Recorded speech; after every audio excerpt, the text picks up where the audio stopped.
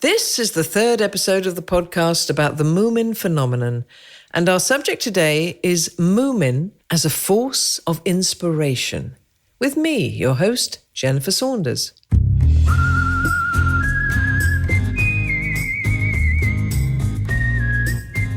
One character that I have always been very fond of, and it's this small black animal that you can see in the cartoons, and he's almost in every picture following Moomin, but he never says anything. But then at some point in the cartoons, Moomin stops and asks, who are you? You have been following me now for ages. And then Sufus answered oh, you recognized me, you saw me. This is my lucky day.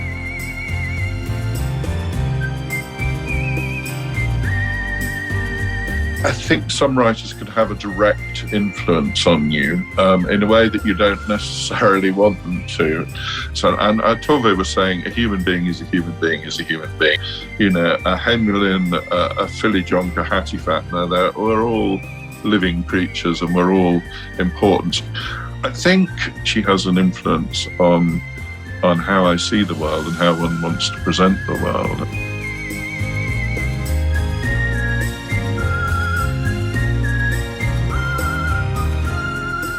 I had this as a guideline when I started to study philosophy. It was never become like the Muskrat. So that has really been my slogan. Because the Muskrat is a philosopher who sees everything pointless, everything meaningless. And I was never become like the Muskrat. Don't take yourself so seriously. So that has really been an inspiration for me in this reversed way.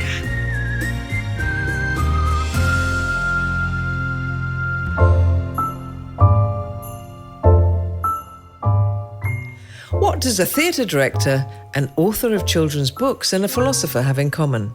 Well, they might just all be drawing their inspiration from Moominvalley. In fact, imagine all the people around the world influenced by the gently kind Moomins, or the hysterically dutiful Fillyjonk, or the orderly Hemulen, or the free-spirited Snufkin. Imagine the righteous anger of little Mai encouraging one person to take up a worthwhile cause and pushing another to finally tell the stories they always wanted to tell. Damn what anyone else might think of that. A moment ago, you heard the philosopher Sanna Tirkkonen describe how she promised herself never to become the self-obsessed, fear-mongering philosopher Muskrat, who annoys the Moomins after he arrives in the valley one stormy night. A fine choice, in my mind, to vow to never to become the stereotype of a dreary, cynical philosopher, but rather to stay happy and open-minded. This is the third episode of the podcast about the Moomin phenomenon. In the past, we've looked at the fans of the Moomins as well as the philosophy of the Moomins, visiting some of the people and places that the Moomins have had the greatest influence on. As a prime example of someone who's been deeply influenced by the Moomins, I, Jennifer Saunders, will be at the helm of this podcast ship, guiding you around the world as we continue that tradition this week and explore the inspirational force of Tove Jansson's fictional world and characters.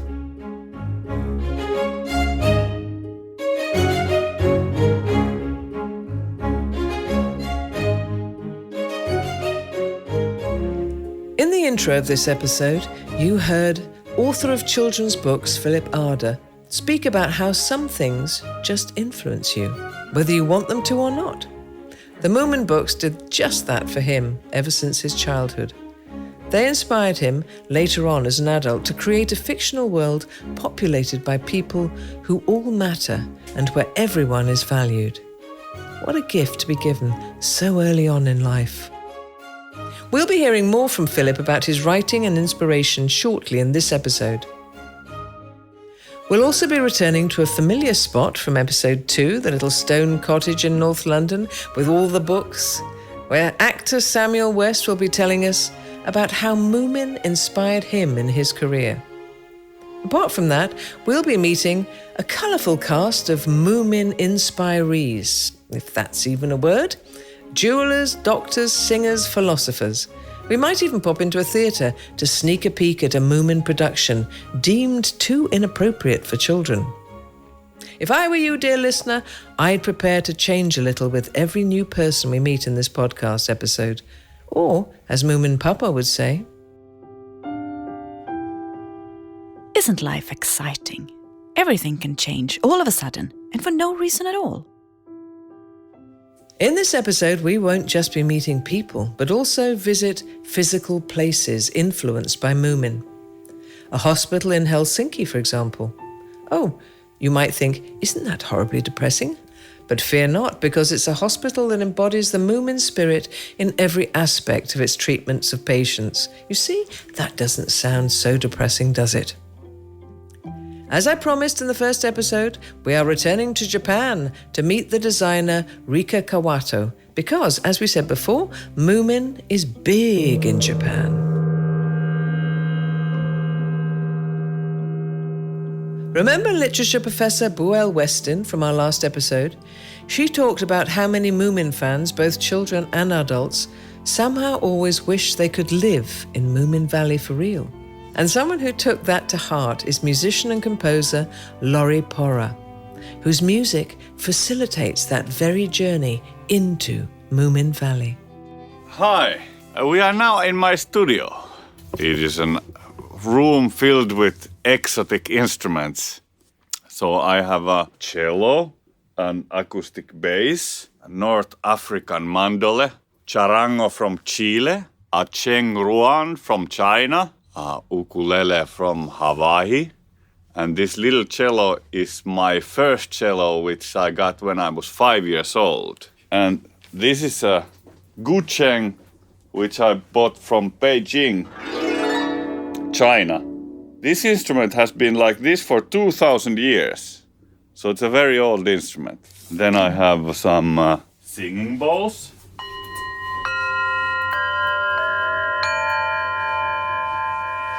Which can make nice and relaxing sounds.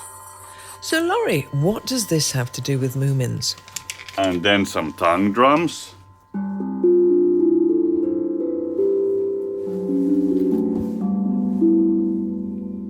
So, a lot of instruments. So, I surround myself with sound here. And then it's like a garden.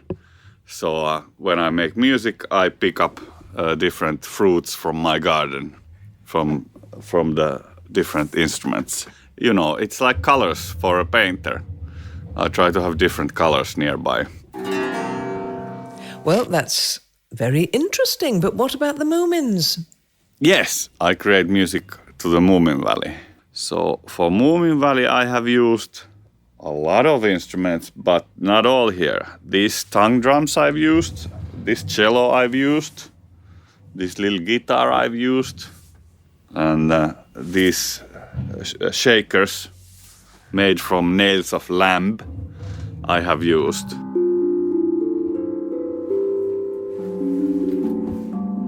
The Moomin books, they were the first sort of proper books I read, and of course then I was introduced to the world, and then it became a part of my life. What I find interesting is that it was very relatable world when I was 7, and now when I'm much older, it's still relatable.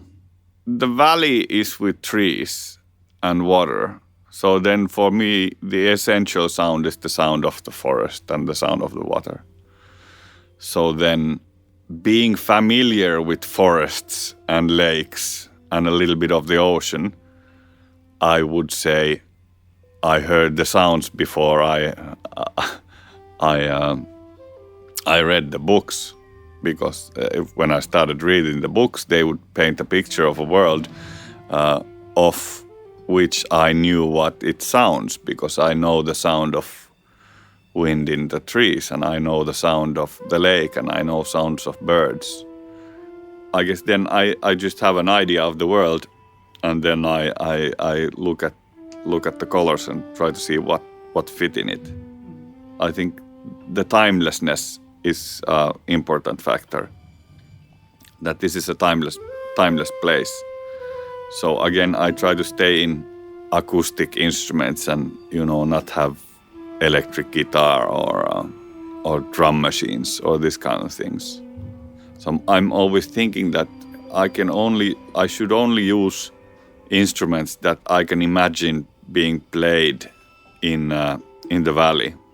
I want to imagine that the inhabitants of the Moominvalley should be able to play this music by themselves.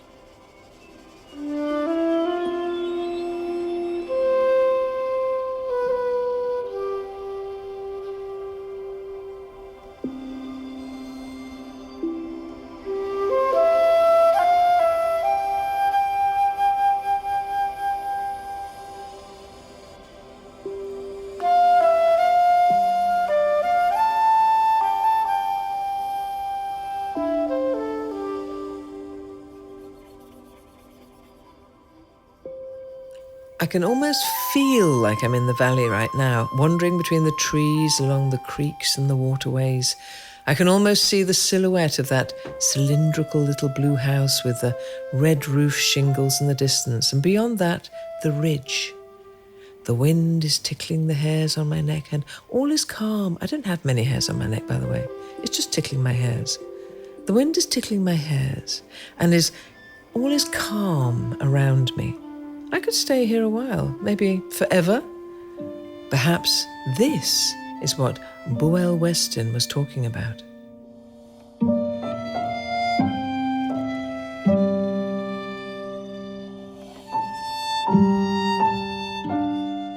The stories, they have a lot of, invisible characters.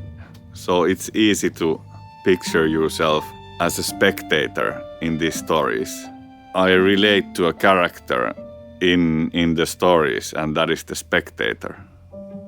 And that's what the music I write about is. It's not about the stories, it's about the world, mostly. Because the world is, in a sense, even more important than the characters. Because these stories we see, they are quite fixed stories. The story has a beginning and the end, and it's specific. So what I'm a little bit interested is in my own stories in this world. What does the valley sound like when this storyline is not happening? And I think that is interesting for a fan, that we are interested in being a part of this world. And maybe with this music, we could be ourselves at whatever time we want in this world.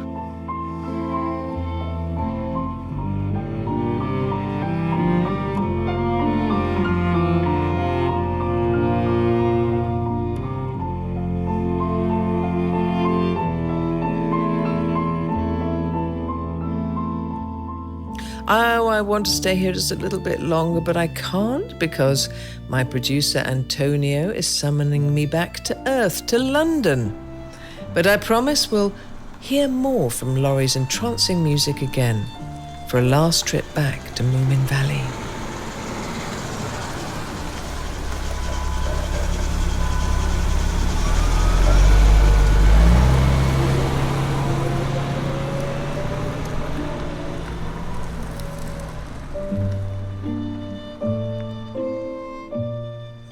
So while we're still in London, let's take a trip out east to a little Victorian workshop located next to a tranquil canal, surrounded by trees full of twittering birds. Jeweller Harriet Wine is seated by the shop's large window facing the canal. The workshop belongs to Tatty Devine, the jewellery company she co-owns with Rosie Wolfenden. Tatty Devine launched a Moomin collection of jewellery in 2019. It goes without saying that Harriet is deeply inspired by the Moomins. Yeah, okay, cool. So it was a collection we did in 2019. It was really magical because we got to go to Finland and we went to actually Tove's studio, which was really cool. And we met one of her family who showed us around. So the collection... This is the collection here. So this is the final collection, as it were, that we did, which was based on like our main characters of Moomins. So the Moomin, actual Moomin troll, Snork Maiden, and we also did the Hattie Fattener, and we did Little Mai. So obviously when you're making something kind of has to be publicly available, I have to kind of like bear that in mind when I'm making something. Sometimes I can't make something that would cost 500, 600 pounds. Do you know what I mean? So sometimes this can get a little bit reined in, as it were, but which is okay some of the time.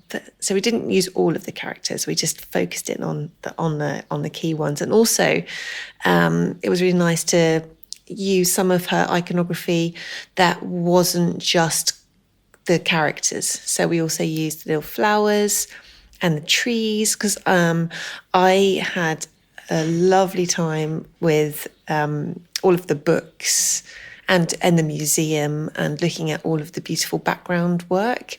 And I also got to go and see her paintings in the museum in Helsinki, which are beautiful in terms of her being an artist all round. It was lovely to learn about and see her other work, as it were.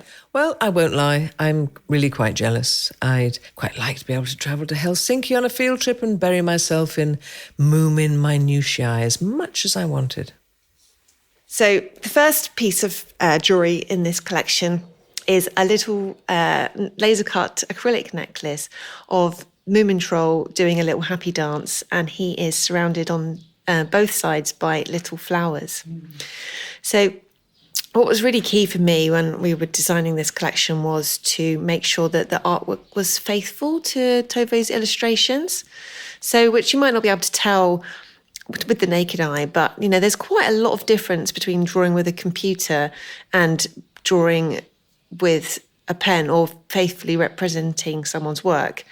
And it's my job as a designer to translate one to the other without losing any of the essence.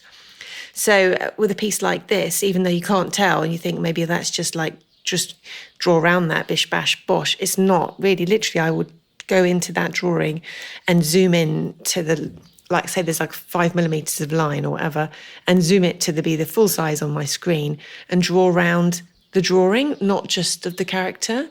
So I'm drawing a picture of the line that she drew rather than the character, so that the laser cut edges have still got the same wobble to them as her drawing had.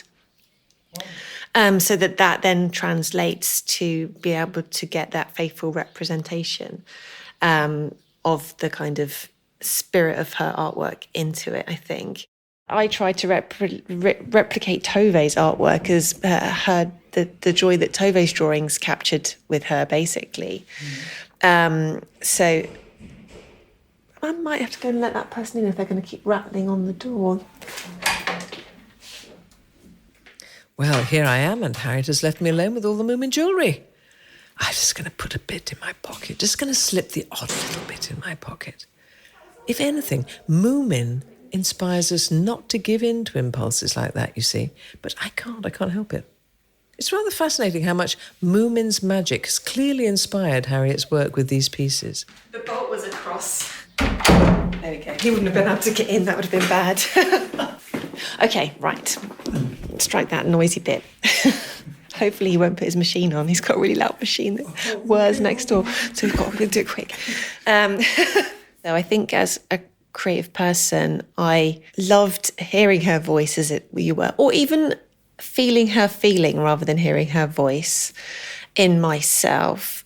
Anyone who's had an interesting and not normal life, I am attracted to that as a concept. And like using this project to find out more about Tove and her family was such a treat, because when you know that you love something, I remember loving the Moomins, and so many people have such a connection with the Moomins, but they might not necessarily know about her family or anything like that. There's something on the surface level that just comes through about why you're loving it, and then when you find out more about it, you realise, oh, that's why. And it's like because she's a product of her environment. And she's a product of a family who are all artists and all special people. And that in itself comes through in her work, that she was almost destined to become the famous artist that she is. Not just marry a famous artist, or have some children of a famous artist, or cook dinner for a famous artist.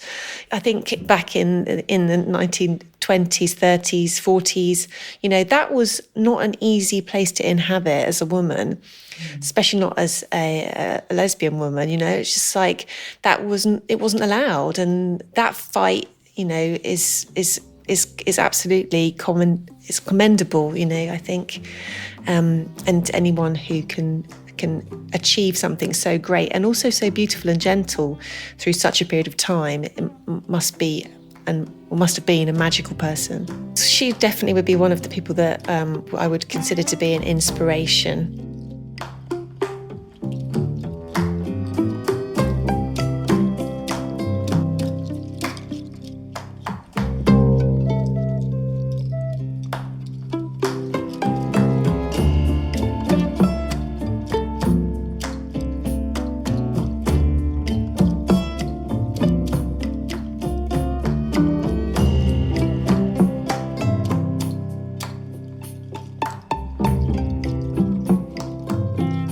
Although I do feel the pull towards Moominvalley, or at least Moomin's birthplace in Finland, as I guess we all do, dear listener, I believe we still need to stay in London a little bit longer and have a conversation with one of my favourite authors of children's books, Philip Ardagh, who has written over 100 books, amongst others, the popular Grubtown Tales and Eddie Dickens series of books. Our conversation is over video chat, but still offers a few surprises. Clear enough? Can you hear me quite clearly? Okay, let me see. I'll bring this a little bit closer. Yes, it's a horrible day today. It's very wet out, and I wish it was nicer. I think there's some Moomin whiskey up there somewhere. There we are. Now, did he mention Moomin whiskey? Yes, and I just think I've had some of that Moomin whiskey, and it's blooming marvellous. Everyone needs a little pick-me-up now and again, and I tell you something, a little bit of Moomin whiskey can sort a lot of things out. So how is the Moomin vintage, Philip, darling? Now, you will notice it has not been opened, because this is the dilemma. Of course, it will get opened, but I'm holding out at the moment. But I will eventually. But it's just rather nice as an object. Just save me a little snifter, Philip. Save me a little one. And I get sent a lot of Moomin things. And obviously my Moomin book is in many different languages. So I've got quite a few of those. And I think those cardboard cutouts are part of the promotion for the book. Aside from all the time spent Moomin shopping, Philip is a prolific writer. Apart from the books we've already mentioned, he's the author of The Moomins, The World of Moominvalley. The book is the ultimate guide for any Moomin fan, old and new. He's let us step into the magical world of Moominvalley with this beautiful one-of-a-kind book, a fun, fascinating, behind-the-scenes look at the wonderful world of Moomins and their creator, Tove Jansson. So, Philip, where does your immense love of Moomins come from? Okay, right. How it came about is very simple. When you're a children's writer, and I've been published for over 30 years now, you often get asked the same question. What children's books did you like as a child? And I used to love going to bookshops. I'd be given book tokens. I'd ask for them rather than someone choosing a book for me. I could then do the choosing. And my mother would take me to a bookshop, and I would just sit on the floor and go through the books, look at the covers, read what was on the back, but mainly dip inside and have a look. And I discovered the Moomins on my own, which I think was a part of the magic for me. I just discovered these creatures, and the very first book of theirs I bought was Comet in Moominland, which I found absolutely magical. I think it was an exciting story. It was a funny story, but the characters were so real and caring and loving. So I discovered these creatures. And when I was asked in any interview, what was one of your favorite books as a child, I would say Comet in Moominland, and I talk about Moomins a bit. And my wife said to me after years of my answering the question the same, for a bit of variety, why don't you say something else? And I said, well, I'd rather be honest. I could make up another book. I could say I love the Secret Garden or something like that. But I stayed loyal to the Moomins. But what I'm really wondering is how Philip's fascination with the Moomins has snuck its way into his books. I just think they're absolutely wonderful books. I think they are so unique. I don't think anything comes close to Moominvalley, and in a way, that's why I think it's very difficult to say, how that's reflected in your own writing, because they are so unique and so wonderful. All I can say is I hope I bring, in my own way, create a realistic universe. Because even within something like the Eddie Dickens books, which are bonkers, lots of silliness happening, but even when in that, there are unspoken rules. I could never have an alien appear from outer space. I set one of the stories in Scotland. I think it begins, Scotland was nothing like Eddie Dickens had imagined, because Eddie Dickens had never imagined Scotland. And he's in Scotland. And I thought, I'm not going to have anything about people hunting haggises, and I'm not going to have the Loch Ness Monster and lots of silly bagpipe things, because that's not what these books are about. You can do a fantastic book with bagpipes running around and people shooting haggises and the Loch Ness Monster on every page. But within the rules of the Eddie Dickens universe, I would make sure that that sort of thing didn't happen. Scotland was nothing like Eddie Dickens had imagined, because Eddie Dickens had never imagined Scotland. Now, if that doesn't echo the same poetry of ideas Tove Jansson brought into Moomin, I'll eat my hat. Well, her books are very, very funny, yes, and certainly that humorous element is always delightful. I remember there's when Moomin Mama's handbag goes missing, Moomin Papa, I think, isn't even sure he'd recognise her, because so just imagine Moomin Mama, who looks very like Moomin Troll and very like Moomin Papa without his hat on, was suddenly without a handbag. He's not sure he'd recognise her. And it's obviously like my mother's handbag was all important. We used to joke that she'd have an anvil in there because it was always very heavy, but you might suddenly need a screwdriver and she'd open it and take it out, or a packet of hankies, or if only we had some washers or a nut and bolt. And we'd always joke that it would be in my mother's handbag. And I think that's rather what Moomin Mama's was. So when it goes missing, it's a big story, and there's a reward put out for it. And I think it's front page of the local newspaper. Moomin Mama's handbag goes missing, reward. And Thingamy and Bob are sleeping in it. They find it really comfy. They've dragged it off, and they snuggle down in the nice sort of worn leather couch. So they feel a bit guilty about it and decide they must drag it back. They're very small, feeling a bit guilty because they've nicked it, they've stolen it. And a huge party is thrown for them, and they're guests of honour, and they basically think, well, it's a bit late now, we better not say anything. And I just love that. I think that's wonderful. So there's lots of humour in there as well.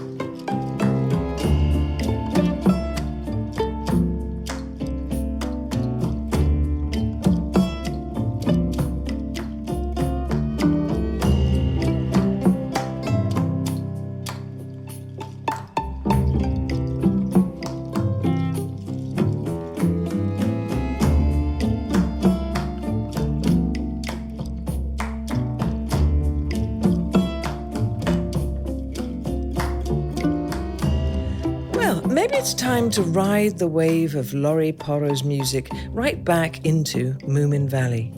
But we'll be taking a shortcut this time through the passageways of a theatre in Helsinki. The theatrical adaptation of Comet in Moominland, which was titled Moomin Troll and the Comet, premiered on December the 29th, 1949 at the Swedish Theatre in Helsinki. The play was received well by both audience and the critics, and was presented 19 times. However, part of the audience considered the content and language of the play inappropriate for young children. The actors on stage both smoked cigarettes and drank alcohol, and their lines were witty, complex, and sometimes surprisingly crude. And the plot of the story was complex, just like the books themselves. It sort of reminds me of most things I've written in my career, to be honest. Crude, witty, full of people drinking and smoking too much. Well, perhaps I've got more in common with Tove Jansson than I thought. Anyway, despite the play being deemed inappropriate for children, it also marked a fascinating new era in Tove's career, now that she was both an author of books as well as plays. Here's a quote from Tove Jansson from the book Moomin Summer Madness. A theatre is the most important sort of house in the world, because that's where people are shown what they could be if they wanted, and what they'd like to be if they dare to, and what they really are.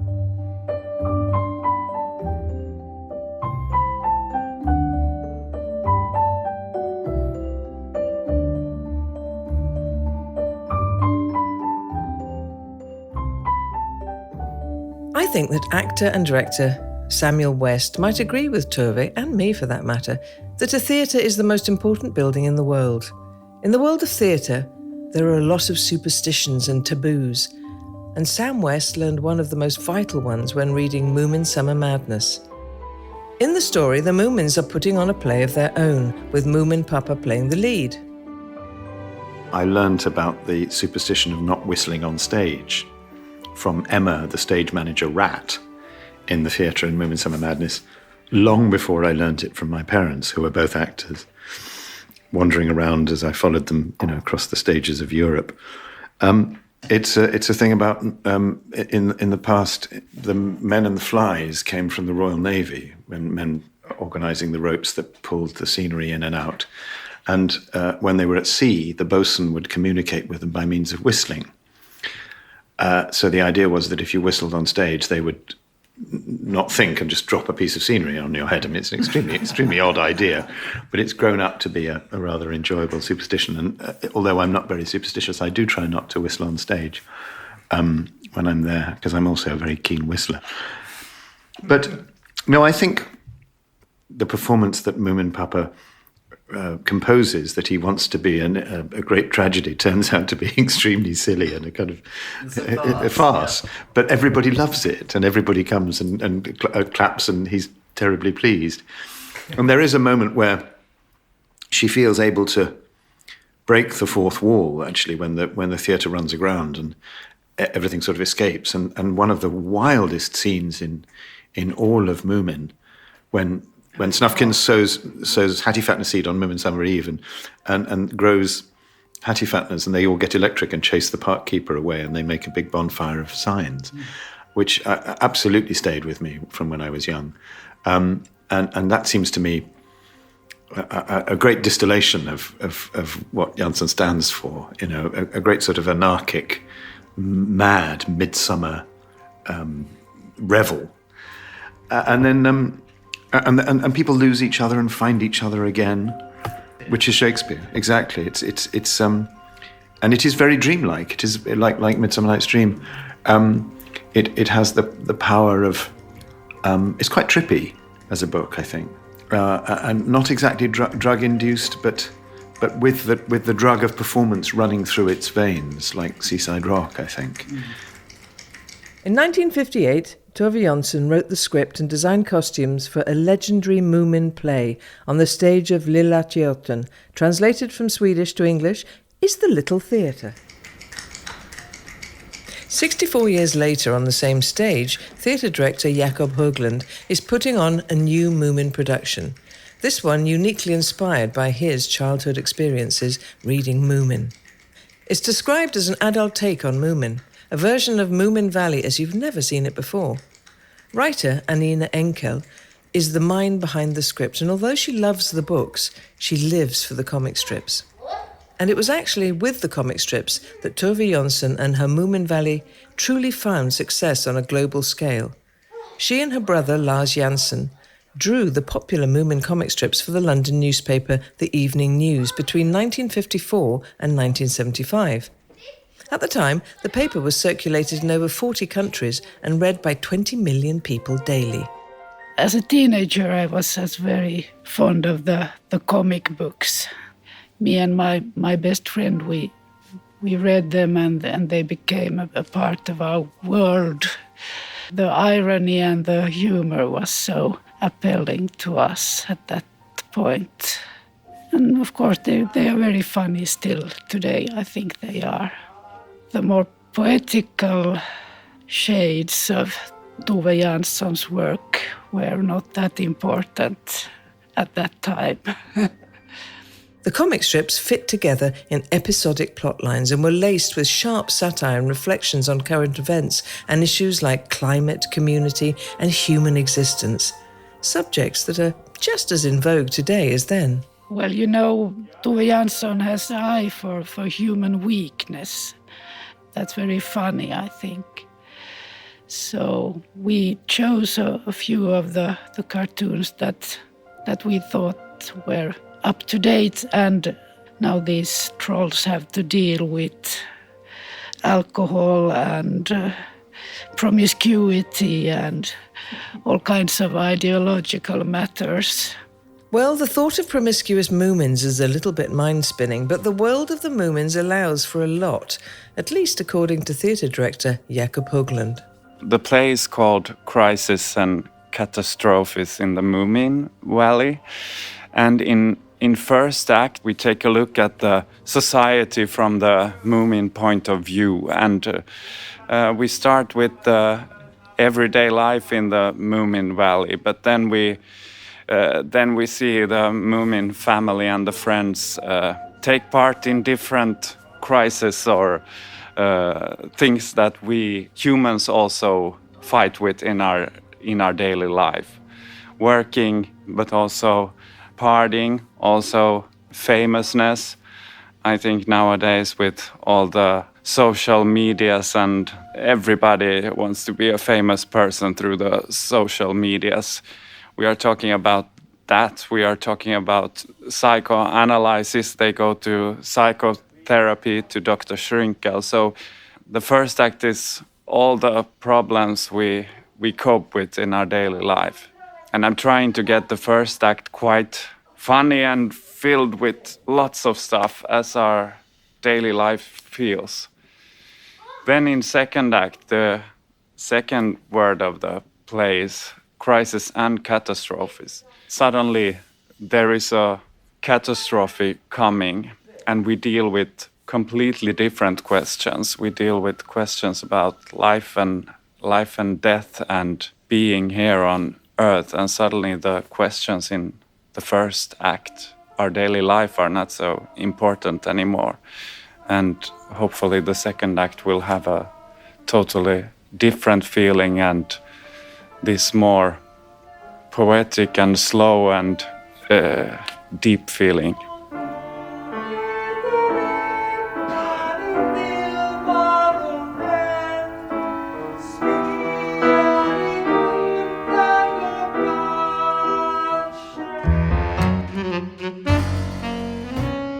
That theatre is inspired by Moomin feels very natural, and it'll probably continue for generations to come. But what about less cultural institutions, like hospitals, for example? There is actually one such hospital where Moomin philosophy and Moomin values are literally written on the wall, in the spirit of this quote from The Exploits of Moomin Papa. For if you're not afraid, how can you be really brave? Well, being brave isn't easy, especially if you're ill enough to end up in hospital. And in particular, if you're very small. In the heart of Helsinki, there's a newly built children's hospital where Moominvalley and its philosophy is alive and well and part of daily life. Before we enter through its doors, I thought we'd listen to another quote, this time spoken by Tuutikki. Quite, she thought with a little sigh. It's always like this in their adventures, to save and to be saved. I wish somebody would write a story sometimes about the people who warm up the heroes afterward. You could say that the Children's Hospital, with its staff and its young patients, fulfills Tuutikki's wish as an actual place where the story about the caretakers of heroes is being written.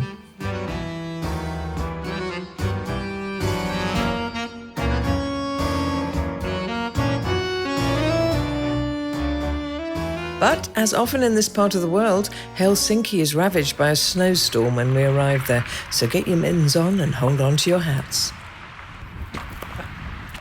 So welcome to Helsinki and to the new children's hospital. I'm a pediatrician by background.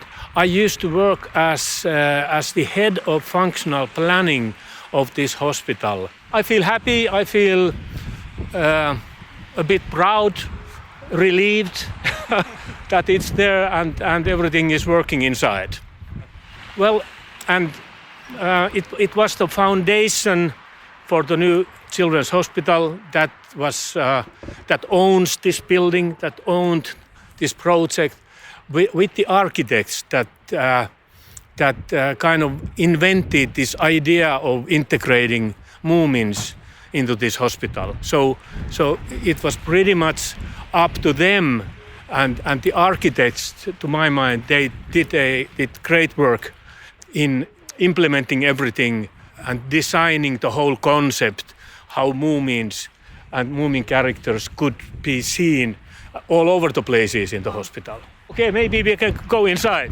Pekka Laadene feels heavily inspired by Moomin, and as luck would have it, he is our guide on this snowy day.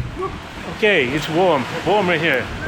Yeah, well, this is the entrance hall, and what you can see on the floor there are graphics coming from Moomin books, and the concept of Moomins covers the whole hospital from bottom to the higher floors. There is a kind of theme on every floor, and the story starts from the bottom.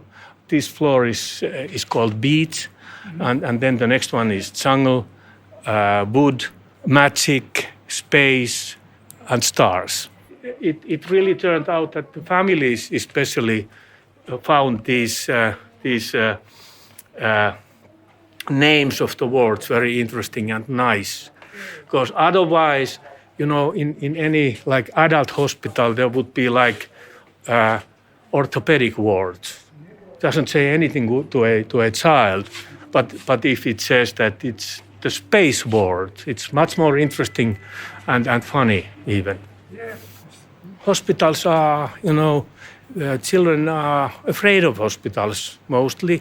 So one of the cornerstone in the planning was to take children's and family perspectives into account, to make them feel safe and pleasant and nice and happy. So Moomin stories fit very well with that idea of creating an environment where the families and children feel safe and happy. Yeah, well, there you can see some sentences, quotes taken from Moomin books, and they are in Finnish, in English, and Swedish. Well, it says, "Don't be afraid, however the sea will behave. I don't care about that. I'm gonna protect those who live on this island, everyone." It comes from the book Moomin Papa and the Sea. One of the architects was especially dedicated in designing all this Moomin stuff, and she really was into Moomins. So she really had read her Moomin books carefully, much better than I did. Okay, now we can go this way. When I first heard of this hospital, I was kind of hoping the doctors and nurses were walking around dressed like Moomins and little mice. But my hopes are dashed as Pekka leads us down a corridor past Moomin characters that are plastered on the walls and rooms full of hospital beds and medical machinery. Well, we from the beginning we thought that this is not going to be a Moomin world. After all, this is a hospital. Right, so this is a huge replica taken from one of the Moomin books, so Tove Jansson's painting. Well, we can see Moomin Papa and Moomin Mama and Moomin Troll. I don't know the names in English. Little Moo, is that one? Tofu, yes. Exactly. Okay, so this the whole area is for outpatient care, every Finn has a relationship with Moomins, I would say. Well, because the Moomin philosophy is so, universal. It's tolerant. It's about love and friendship, taking care of each other, family support. Very nice values. So those values fit very well to Children's Hospital and pediatrics in general. That's how pediatrics is dealing, the children, taking the whole family into account, because that's very important that the children recover as well as possible. So it's not the medicine, it's not the doctors or the nurses, it's the family together, helping with medical staff the child to recover. Okay, I guess we can go downstairs. It's really marvellous to hear how this hospital so fully embodies the philosophies and values of the Moomins.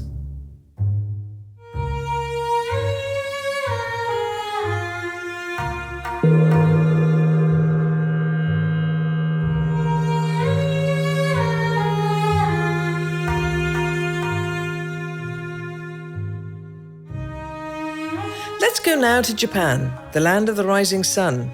Far from the bustle of central Tokyo, we find ourselves among low-rise houses and next to a temple surrounded by bamboo. This is where we find Rita Kawato in her little studio. In the first episode, we looked at why Moomins are so big in Japan. We got in touch with Rita, who started out making a Moomin watch. But then the orders for more just kept rolling in. People realized that there was a designer who designs Moomin clock, and then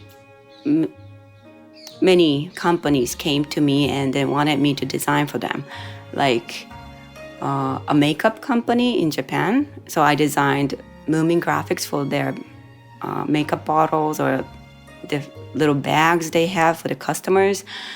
And also there's a dish on my shelf. I designed a dish series for Moomin as well. And different fabrics, towels, interior fabrics, carpets, pillows. So I think I had like 2 or 3 years filled with only Moomin projects back then, yes. Now I still design fabrics every year, like these on my walls. So this hasn't come out yet. This is this patterns for this year that's gonna come out this summer. Beautiful material hangs from Rita's walls, full of colour and verve, and all with well-known Moomin characters. Rika Kawato is primarily a textile artist and designer. Each year she produces a new Moomin pattern, which is then sold all over Japan. The COVID pandemic posed a whole new set of challenges. I always try to put a message inside my pattern so people will feel more free or has less worries about every day.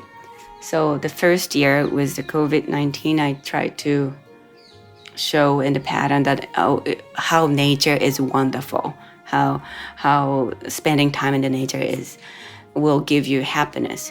And you feel that everywhere in the Moomin stories. So that's what I tried to do. But this year, it's the 3rd year with the COVID. And then I could see that in the world that people were opening up more and they were enjoying life again. So this pattern is called Reborn. Mm-hmm. So I used different flowers Tove Jansson drew and designed a very floral pattern with big floral pattern that you can feel energy. And then I put characters everywhere enjoying the moment again together in a different way. The Moomin, the little me is stealing a little berry from here, and then little me's big sister is enjoying a drink here. And so I tried to put down the characteristics of each person here, enjoying the life again. So tell us, Rika, what it's like to work with Tove Jansson's creations. Are you ever afraid of actually destroying her precious characters? I feel like she left her little treasures to us. So we have to take a very special care about the characters. So I wouldn't do anything that Tove Jansson wouldn't want me to do. So I always have Tove Jansson in my mind. Would she like this? Would she have used this character here? Would she have liked this color? When I think of a pattern, I have a dialogue with Tove Jansson to see if she would say no or yes with the design I make. I think when she wants to say no, she just keeps quiet. She wouldn't say anything. But when she likes the pattern, I can feel her enjoyment. And then it becomes my joy. Like I get excited that I made the right pattern for her and also for the fans. And so I also take care of not breaking fans' feeling about the characters. So there are two different person that I have a dialogue with Tove and also with the fans. I think one reason the fans in Japan like Moomin is because it has a sense of Scandinavian atmosphere. So in my patterns and the colors I choose, I always try to express the atmosphere in Scandinavia. Her materials are an inspiration, and you just want to wrap yourself in them and dance off into the night.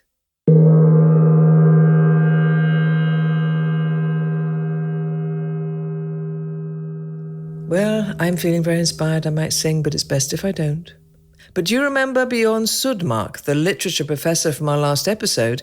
It turns out he's a tenor who happily sings Tove Jansson's autumn song every year when summer ends. It's a dark tale of love in ballad form, but still so hopeful and so very, very Scandinavian. Have a little listen. The homeward road was very long. I haven't met a soul. Now the evenings grow gloomier and colder. Come, comfort me a little, for the journey takes its toll, and I'm suddenly so frightfully lonesome. I've barely ever noticed the darkness seems so vast. I keep thinking of the things I should have pondered. So many things to say, time's gone so very fast, and I've done so very little but wandered. Hurry, my loved one, now hurry to love, for nighttime is falling as fast as before. Light our candles, the days growing darker. Soon will the summer days be no more. First, you'll get to hear Bjorn sing the song in Swedish, and then Lina Polampi will join in and sing it in English. Jag märkte aldrig förut att mörkret är så stort. Går och tänker på allt det där man borde. Det finns så mycket saker jag skulle sagt och gjort. Och det är så väldigt lite jag gjorde.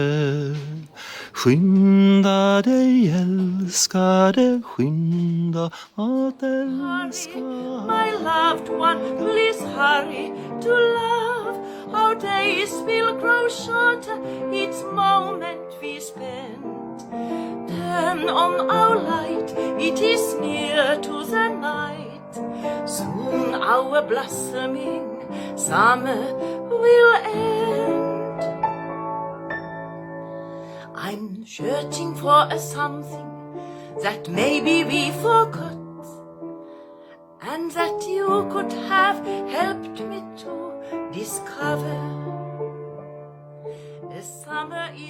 At the height of the COVID pandemic, when people sat in quarantine at home for weeks on end, social media users were encouraged to cheer each other up by singing. Lina decided to spread a little joy from Finland by singing Tove's songs in English. Perhaps we find a way to make everything turn into flowers. Hurry, my loved one, please hurry to love. Our days will grow shorter each moment we spend. Turn on our light. I hope you feel as inspired by Moomins as I am after this episode. Right, ready for the next stage? Do you know how many Moomin-related products there are in the world? Well, it's thousands and thousands. The Nordic countries are inundated with Moomin things, but in Japan and here in the UK, we're not very far behind. So we'll be asking, has Moomin become too commercial in the last few decades? And how do you actually preserve the artistic value of a concept while also merchandising it? You see, just the other day, I even heard of a Moomin mug that was sold for £25,000 at auction. Yep, you hold it right. That's like a whole month's rent in London. People love their Moomin swag. Our next episode, we'll explore the Moominvalley of things, as you might call it. The art, the merchandising, and the tug of war between staying true to Moomin values while adapting to a more commercial world.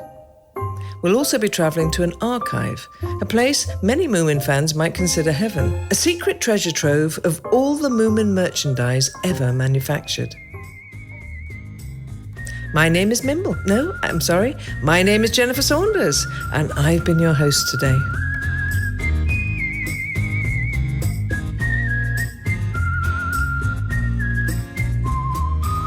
Let's go around. Yeah. We have like fabrics.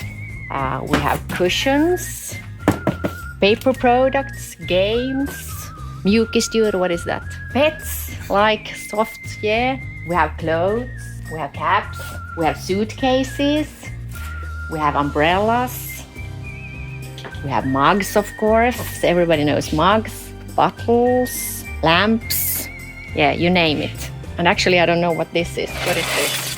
Yeah, when I started here, I couldn't imagine how many different products you could make from this Moomin story. But it's endless.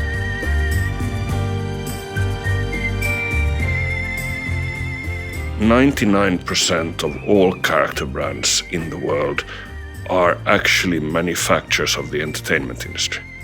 Everything Disney does, they do to make money. So we started making our strategy document by pinning down what makes us most different from everyone else. And that is the sole fact that Moomin was not created as an asset for others to make money. Tove processes love, her agony after the war, her relationship to her loved ones, universal themes of mankind.